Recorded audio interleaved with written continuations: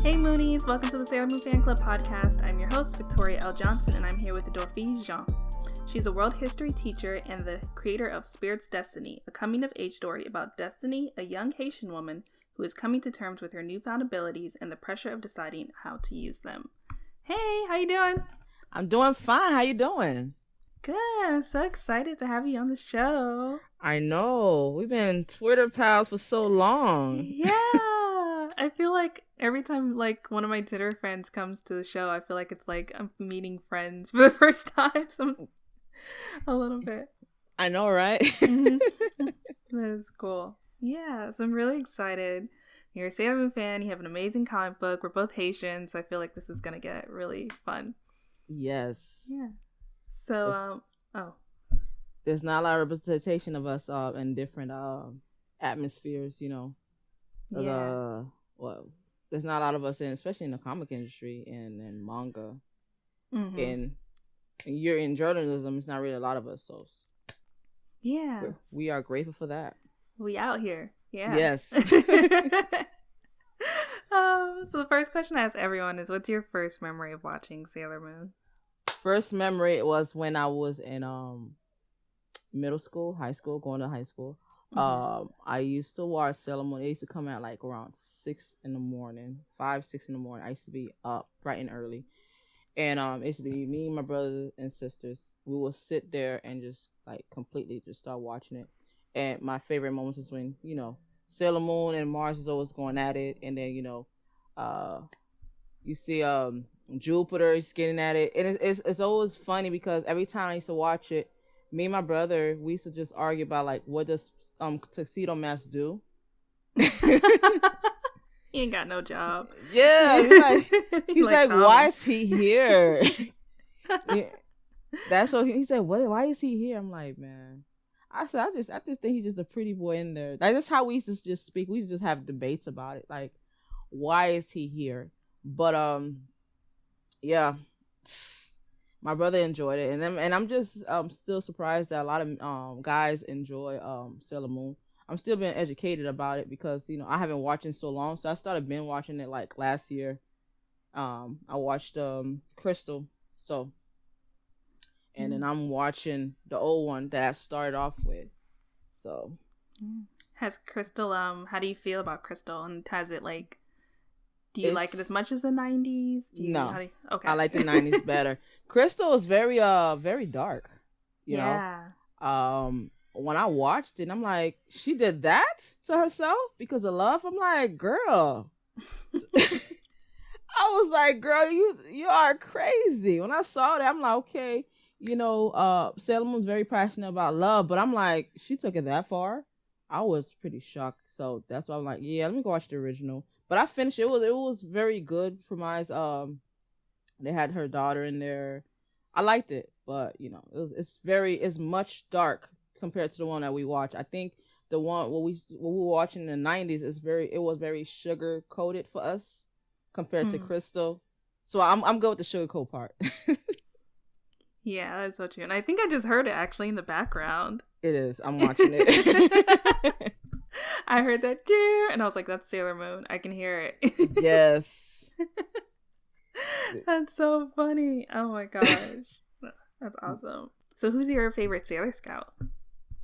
My favorite Sailor Scout, I'd probably say Jupiter, because she was always so tough. And I didn't even know there was so more Sailor Scouts until I started researching. They just went above and beyond. I'm like, where's these Sailor Scouts? I'm like, I didn't know about Uranus. I didn't know about what was the other one? The one that freezes time, Pluto. Oh yeah. I didn't know about these Sailor Scouts. So then when I saw them in Crystal, I was like, whoa, they have more. So I didn't get to see the other one, Uranus, but I just saw Pluto. But yeah, Jupiter is my favorite one. She's very tough. She's the cook, and she's like the one that's she's like the one that just be like she's like the motherly one in the group. So she was always my favorite. Yeah, she is. She's like such a nice soul and just motherly, like you said, and just cooking and wants to make you feel better, but also to kick your ass. Yes, that's what she's like the protective one in the group. Everybody, Mercury is like the one that's like the soothing, that's like to calm everybody down. They're like, okay, everybody chill. But Jupiter, she's like the mother in the group, and Sailor Moon is the one that everybody gotta watch out for. But she's like the most strongest member in there, emotionally wise and mentally wise. Like I think she kept the group mentally balanced because of her cheerful persona. And Venus, she was just there, just chilling. She just wanted to fight. Her and Mars just wanted to fight. They were just the fighters, and that's what I like about Mars. Mars was about business. She just wanted to fight. She didn't care. But I like the rivalry between her and Sailor Moon. It was just so comical, always comical. Yeah, that's the one thing like I do like about the '90s version. I enjoy both versions of Sailor Mars, but I do like the rival part. I think it added, like you said, like a funny element to the show. Yes. When like they're just like putting their tongues out at each other, and you're like, what is wrong with these girls? Especially when they fight over boys. All of them fighting over the same, or having a crush over the same boy. It's just so it's so comical. But like in Crystal, it's totally different because everybody just fixated in their own lives and stuff. And it's not that much chemistry compared to the '90s version. It's like they're just strict on business. Like they're building the character development, but they're just strict on business. Like by the '90s, they're having fun. They're being a teenager. They're friends. So, yes, and that's how friendship is. And friendship is not gonna always be blossom. Like even though they argue a lot, Mars is very protective of Sailor Moon. Like she will literally jump in front of a fury blast before Sailor Moon. So I enjoy the '90s way better. Yeah, that's actually something I've noticed a lot more in my most recent rewatch was just how much like Sailor Mars had her back. Like I remember them being rivals, but like there's so many times, like you said, like she like will jump in just to like protect her. She like when she's down, she's like the first one to cheer her up. Like even when it's about the guy that she also liked. And it's just like, damn, that's friendship. That is. She'll put their differences aside just to lift each other. So and I like the fact that it's mostly about girl power. Like we don't get that much in these type of series. So that's why Sailor Moon really has been a great elevated series. Like look how old I am right now, and I'm still like a big Sailor Moon fan. I was at a con and I seen someone dressed up as Jupiter, and I went crazy. I just had to take a picture of her. Yup, I'm the same way. Whenever I see any Sailor Moon, anybody dressed up as a Sailor Moon character, or even like some kind of mashup, I'm like, oh my god, this is so cool. I know, they be looking so awesome. Like, you guys came up with this? Like, yeah. So at least we're not only ones that's Sailor Moon fans. There's a lot of us. Not at all. That is, not at all. It's one thing I've learned a lot from this podcast and just in general is we are out here. I'm really excited for you to watch more of the '90s, though, because you do see more of the Outer Scouts in like the later seasons. So I'm curious how you're gonna feel about that. When you start to remember. Yeah, I'm on Hulu, so I'm gonna be watching all of it there. But I'm glad I would watch Crystal first. I wanted to see how it was gonna end. It ended pretty good, but the '90s is where how I fell in love with the show, the series. I had her toys. I played her video games. Like, yo, I was a big fan. My mom was like, used to get upset. I used to have the shirts. And my sisters, even though they don't watch as much, they're still big Sailor Moon fans. Like I actually wanted to get a tattoo of a symbol on me of Sailor Moon. A couple of my friends got it, but yeah, I'm that obsessed with Sailor Moon. I love it. So why Ami, not Jupiter? I'm sorry? Why Ami, not Jupiter? What do you mean? You said you want to get a tattoo of Sailor Mercury's symbol? Yeah, I like her symbol better. Oh, okay. No, I was wondering because you said Sailor Jupiter's your favorite, so I was like, oh, why would you want to get Sailor Mercury? But no, I like Mercury's logo better than Jupiter. Jupiter just have that persona that I love. Her character development her character and Mercury character development was pretty awesome because Mercury was an introvert, and then she got with Sailor Moon, so she started opening up more, and she's still soft spoken, but she got much more fierce. In Jupiter, she was looked as the new girl. So she started opening up and stuff, and she started unleashing her persona. And Mars, she was also an outcast, but she's very passionate, about her spiritual beliefs and stuff. So, but then there's Tuxedo Mask. I love when he always calling her mop head and all of that. It was, I just like the relationship with everybody. Everybody had their own personality. It was not the same. That's the best thing about it. I love that you said mop head, 'cause that's such a Haitian thing, I think. It's like, it's meatball head, but I know what you meant, though. Yeah, I said it wrong. Meatball head. Because, like, mop head is something I know, like, we call my aunt that, technically, like, mope. Or how about mouche poulon? They be saying mouche poulon. Exactly. Yeah, Haitians are always making up so much insults for people. And it's like... Oh my God. I use it on my students, and they're trying to learn Creole. They're like, what do you be saying? I'm like, man, you gotta learn how to speak some Creole. I definitely need to get better at it, so I can't say anything. But yeah, my son speaks better Creole than me. That's sad.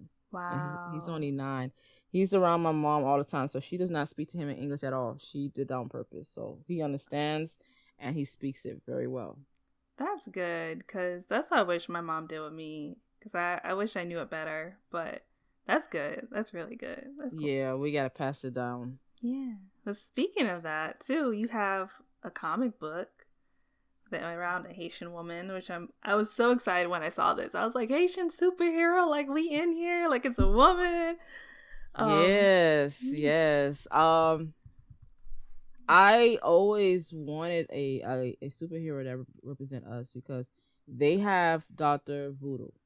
Male. Mm-hmm. There's no... Okay, I say Calypso, they say she's Haitian, she's a villain, but we didn't have no Haitian superhero that represents us women.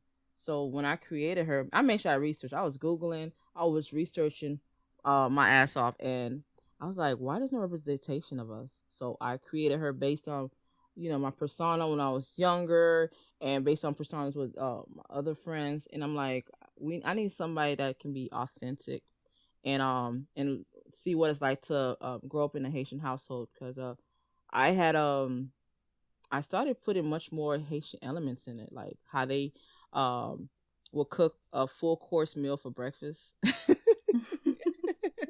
Yes. So I started writing that, and I got me a Haitian editor, Greg Elise. Oh, nice. Yeah, I thought that the chemistry was pretty nice, because he really assisted me with this.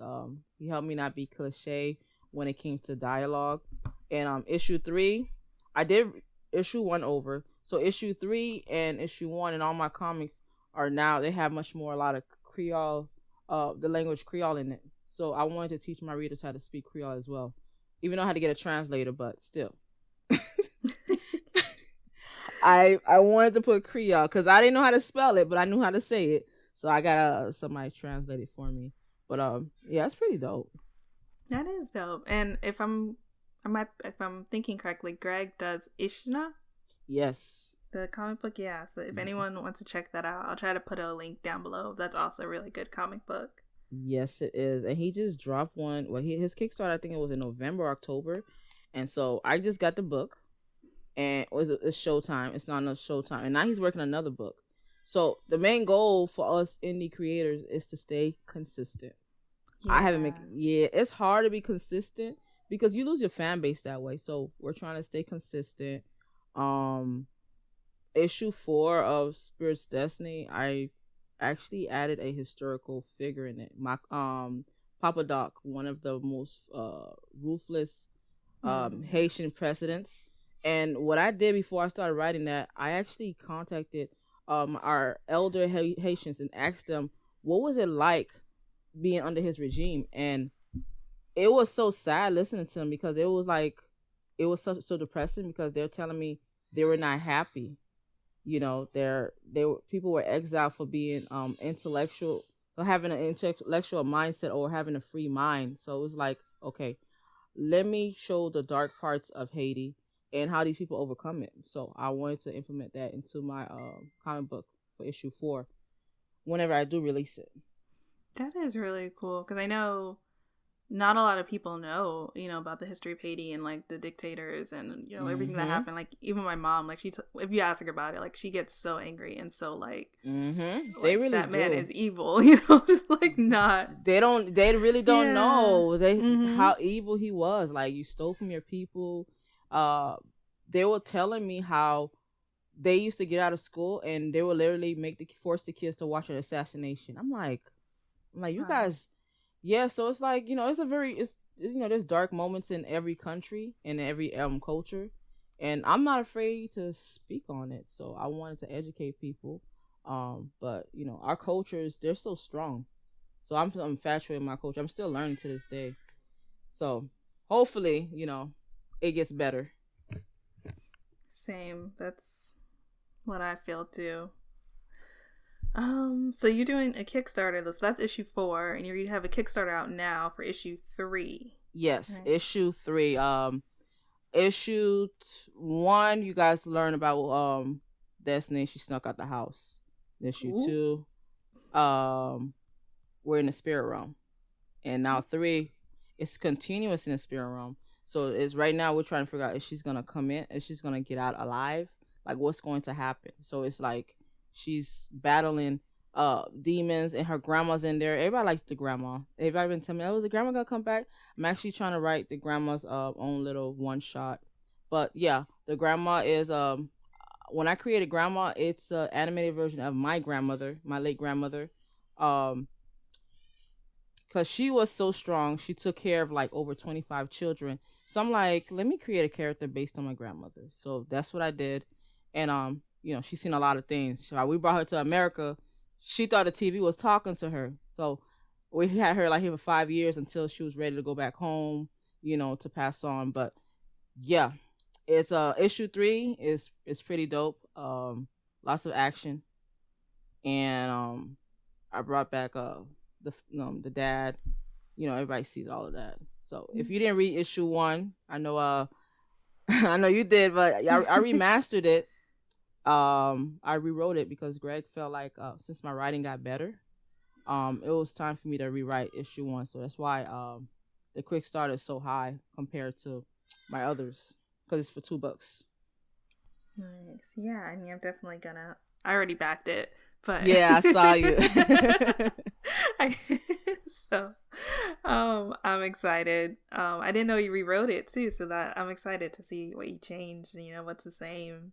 Thank you, appreciate it. Been a fan for a long time, so I know I'm going to be consistent. I'm going to be consistent. Yeah, I went through I had it was under a publisher, so I had to get that situated. Now I'm independent. I'm not signing with nobody. I'm good. I'm just gonna there's no reason to sign. So self-publishing is the best way to go. That sounds good. Yeah, I know how hard it is too to be independent. So like, as I feel like as an indie comic reader, like you really like have to be patient, and people like it's hard to produce a comic, especially when you're doing it, mostly by yourself or with a small team. So yeah, I'm chilling, but I'm excited also.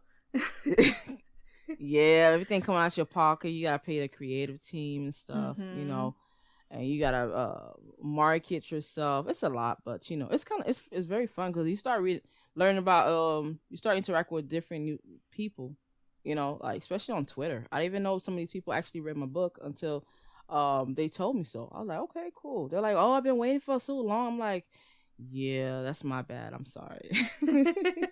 Well, at least they haven't forgot. They are still excited. Like once it drops, they're gonna be right there with their coins. Exactly. So you good. You got a dedicated fan base. That's what I'm happy about.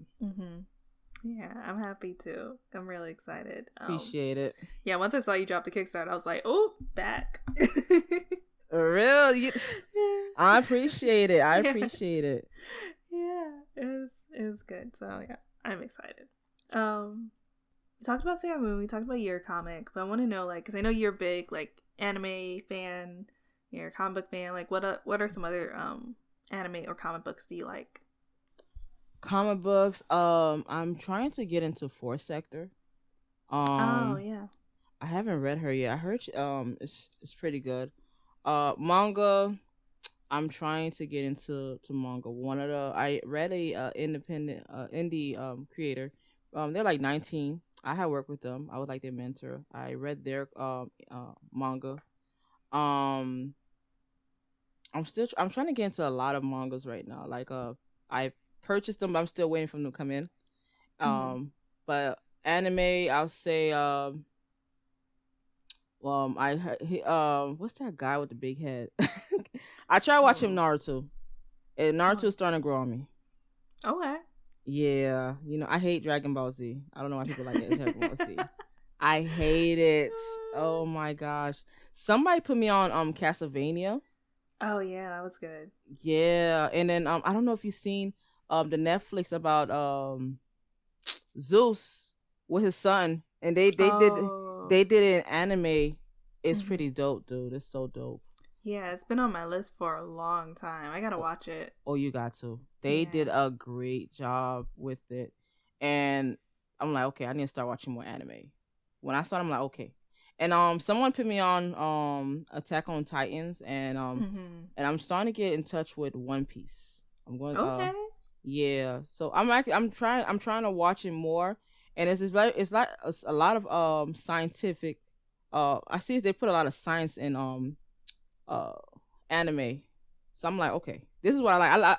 I love science and history, so I was like, okay, I can give this a try. So I started watching more. So people always are referring to me to watch this and that. So that's what I've been doing. Do you have any one I should watch? I do. I was just thinking, once you said you love science and history, I want to know, have you watched Full Metal Alchemist? No. I'm going to write that down now. I think you'd really like it because, like, you talk about, like, history and science. Like, it is all that. Full Metal Alchemist Brotherhood. I like Brotherhood. There's two. I like Brotherhood better. I think most people like Brotherhood better. They kind of, like, remade it. Okay, see, I need to go watch all of this. Yeah, I think it's on Netflix still. I'll check it. Yeah, Netflix been knocking all these shows out. I'm trying to binge watch them. So I'm gonna get into it. Yeah. What was the second manga you said, or the first manga you said you just ordered or you're about to read? I didn't get the name. Was this. I need to go look for it in my email. Somebody put me on game about it. I gotta. If you got any mangas for me to read? Ooh, do I?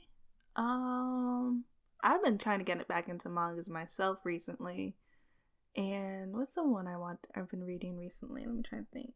Dark Crescent is what I'm about to read. Okay. It's a new indie one, but I want to read more because since I'm watching anime, I'm about to read it.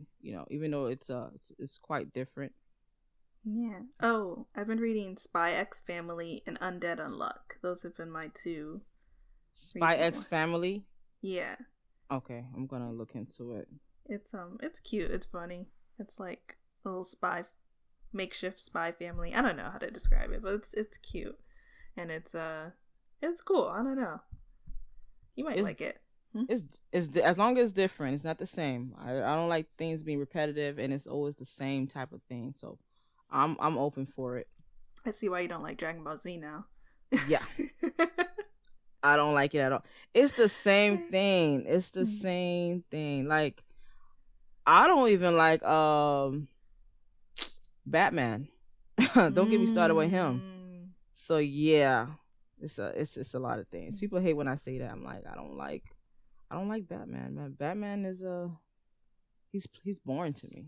There's nothing exciting about him. So I can see that. I feel like the Gotham is interesting, but Batman himself is kind of like Poison Ivy. Like she's underestimated. Like that's one of his best villains. And it's Dr. Freeze, Mr. Freeze. I love Dr. him. Freeze?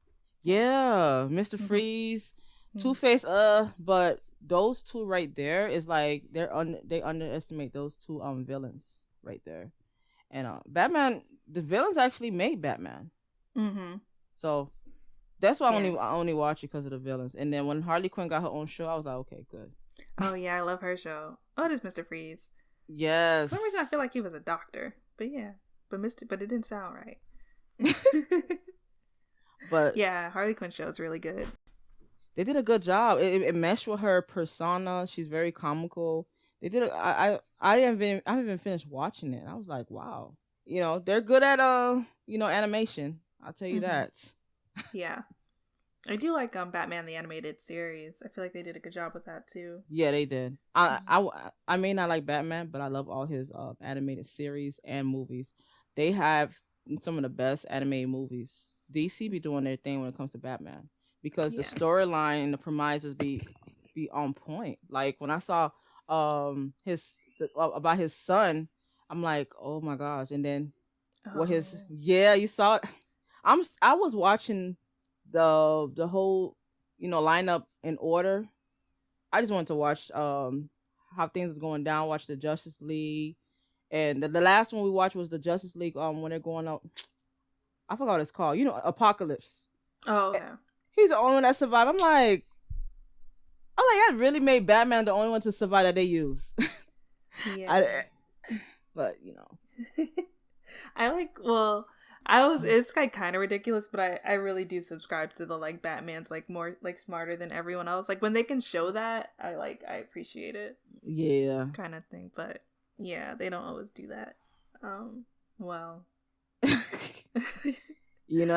their moneymaker, the Warner Brothers, so we can't really hate on that.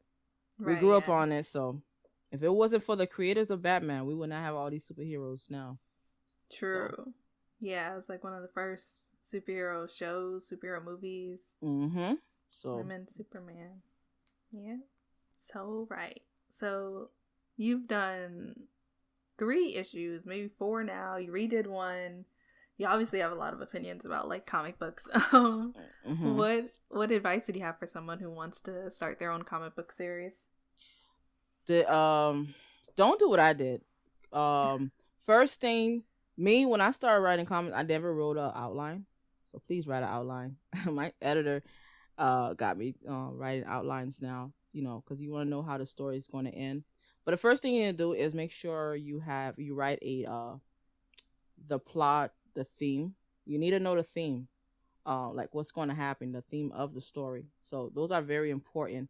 Then the thing that you need to do is to start outlining how from the beginning to end, and then you start outlining your first issue. Always leave with a cliffhanger because you want your readers to continue to want more.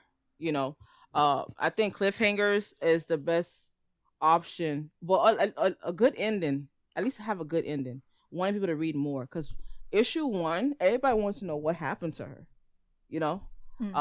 So when I came out with issue 2 and they saw her in a body bag, they're like, oh my gosh, you killed her. Like I took that chance. People say that was risky. I'm like, okay, you got to take risks, to gravitate your readers to you. And another thing, once you start once you work on your plot and your theme, and then your outline, get a couple of books on writing comics. Okay, because writing a comic script and compared to a film script is totally different. You're the director of both scripts, but writing a comic script, you're basically telling the artist what you want in each panel. We don't like to go over 7 panels. Like indie, we don't like to go over 7 panels. So it's best if you read other people's scripts, and also get books on writing comic book panels. It's very important because one thing we all know that the first book is always going to be the worst book that you ever write. And it's the truth. Every indie creator will tell you their first book was their shit book. And then you get better. And because I got so much, my first book, I had got so much critique on it. And then when I dropped the second book, they were like, you listen. I'm like, yeah, I did. And you have to be able to take criticism. If you can't take criticism, this is not the business for you. I can take criticism. They tell me, oh, I didn't like this. I just rewrite it, and then it's their opinion if they like it or not. But most of the time, they like it once they didn't like something that I wrote before. So always take criticism. Don't keep a yes man in your corner. It's best if you have somebody that's like hard on you because they're gonna push you to be a better creator, and you're gonna get when you have great stories, you're gonna have interviews like this one that I'm having right now. So, and also, don't be cheap when it comes to your creative team. Get an editor. The editor is the first thing you should get.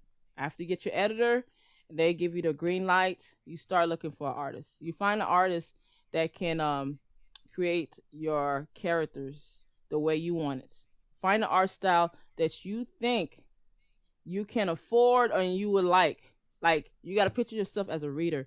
Will I pick up my book with this art style? Everybody, you can have the worst art style and have the best story, but you want to make sure it's worth your readers' money, because I've bought books with crappy art, but the book is the story is good, but it's like the art just minimized my interest, but I still read it because the story was very compelling. So that is very important. So make sure your creative team, they all complement each other. The penciler, the inker, the colorist, and the letterer. The lettering is the most important because that letter is the one that complements everybody in the book. And then once you're done with that, promote the hell out of your pages. Always promote your pages in every single social media platform. You want people to want to expect who is this person? Why are they promoting this? You want people to be engaged with you. Be friendly. Don't be a robot. You shouldn't expect yourself to speak about comics all the time. People want you to be authentic. I'm very authentic online. I just speak my mind. I be saying some crazy things, but at the end of the day, I don't want people to think I'm a robot. I'm speaking about the same thing all the time, because at the end of the day, I'm just a regular human being that just like to create. I'm just a creative. So people have to understand that. Yes, you're promoting yourself, your brand, but some people want the authentic you. They want to get to know you. So, and after that, jump on Kickstarter and get people to support your brand. That's how I did it. But everybody did it differently. It takes time. Don't rush. Take your time. Find a great editor. I ran through like 4 editors till I got to Greg. And I got my first Black female editor that I'm going to be writing my animation script with and my pirate story with. And it's not a lot of Black women editing. So that was a first. I was pretty shocked about that. And don't be afraid to work with people. If you can't afford the artist, try to save up a little more. If not, find somebody in your budget. That's what I can say right now. I love that. I feel like you just gave me like a whole breakdown on how to do a comic book, and you I love it. Do you have any specific books that you would recommend that you read, or one book that you read that you would recommend? Let me see if I remember the book. I brought Dirk Manning, How to Write, because it actually really explains the importance of a theme. A theme is very important when you're writing comics. I'm trying to remember. Do not buy the How to Write scripts the Marvel way. Please don't buy it. It's not the it's not that, because the artist's gonna look at you guys crazy. I've seen artists complain about it. I'm like, come on. But the best book to get is the Understanding Comics, The Invisible Art by Scott McCloud. He is the best book to buy to really understand how to write comics. Comics is not really that hard. It's basically, for instance, a panel. You want to be very strategic what you write in that panel, because you can't have 2 actions in one panel. Like, for instance, you can't have your character punching and punching and throwing at the same time. That's 2 actions. You got to separate the panels. So that's what you're gonna learn when you're writing a comic script. And about not putting too much panels. You don't want your page to be so clustered. And basically, you're the director. You got to envision yourself as a director, and you want to make sure you put as much information for your artists. Give them reference pictures. I had to give my artists pictures of Haitians in dresses in Haiti to assist him, and it really helped him out. I gave him images of how women should look, because not everybody know how to draw people like different ethnicities. So that's why you got to provide references. So don't be afraid to provide them references at all. Thank you. I feel like I had I really feel like I'm like, okay, I know a lot now. It's a learning process. Trust me. Yeah. Well, I see you. You definitely are the expert now. Yes. I was a rookie. Now look at me now. Yo, running things. And then you mentioned like the animation. You're working on animation script, but what else is next for you, and where can people find you? What is else? They can find me on Twitter or Facebook. For Twitter, it's Spirits Destiny U. Currently working on a few other comic scripts. I want to get under my belt. I'm really trying to focus more on comic scripts, but my favorite. I don't know if you guys ever watched Legend of Korra. Yeah, yes. Ever since I watched them, like, and and the book, I read all her comics. The creator wrote their comics, and it's just awesome. I'm like, I want to be on their level. Like, you went from writing an animated series to comic books, and they're both awesome. Like, I want to be on their level. But I want to come out with a animated movie on Spirit's Destiny, and it's basically I wanted to have it the whole plot in Haiti, and it's like legendary of Korra. I think it was season 2 when she became like a big enormous spirit energy, and I'm like, okay, that inspired me. I'm like, I want Destiny to be something like that. So and I went to school for multimedia, so I've learned how to write screenplays. And so I'm like, I need to get back in there. It's been like years since I wrote it, so I tend to go back to my old screenplays to see where I was. So that's why I want to write the animated script, because the woman that I'm working with, the editor, she's familiar with that and comic scripts. So it's actually going to help elevate me as a writer. So that's what I want to get into. May 18, I'm dropping another Kickstarter for Makandal. He's one of the historical figure for Haiti. He is the one that poisoned, teach the Haitians to poison the slave masters. So there's that. He's part of my universe. I'm like, I need to put some guys in my universe. So he's one of the first guys in my universe. And my pirate story and my Muslim. I have a Muslim story. It's gonna be very controversial, so I might get a little heat for that. And and dropping Spirit's Destiny 4 after this one. Man, yeah, it's controversial. I'm like, okay. I'm trying to keep myself busy. I see. Well, you're doing it. Thank you. Yeah. Well, thank you for coming on the show. I appreciate it. Yeah. Once again, I am Victoria L. Johnson. I am host of the Sailor Moon Fan Club podcast. You can find me at Miss Old School. It's Old School with a K on Twitter and Instagram. And you can find us on Twitter at Moonies Club and Instagram at Moonies_Club. And we have merch now at MooniesClub.com. So if you want some Sailor Moon inspired merch, you can head over there and get some cool stuff. And thanks again. Thank you.